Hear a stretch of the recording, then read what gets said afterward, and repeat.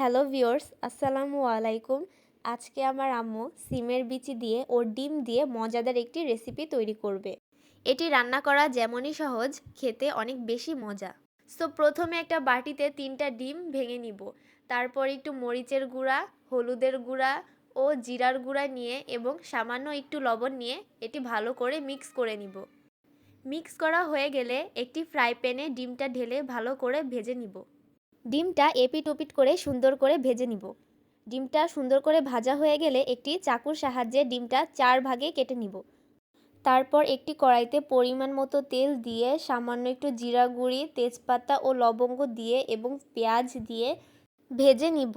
এরপর আদা রসুন ও কাঁচামরিচের পেস্ট দিয়ে সামান্য একটু লবণ দিয়ে এবং টমেটো দিয়ে সুন্দর করে ভেজে নিব।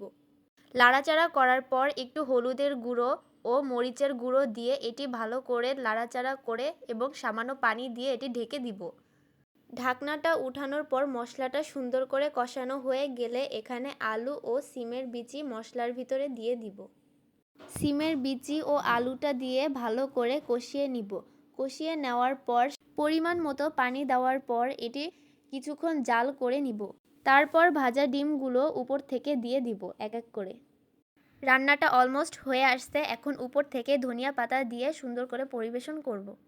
আশা করছি রান্নার প্রসেসটি আপনাদের কাছে খুব ভালো লেগেছে। অবশ্যই বাসায় ট্রাই করবেন এবং কমেন্ট বক্সে জানাবেন।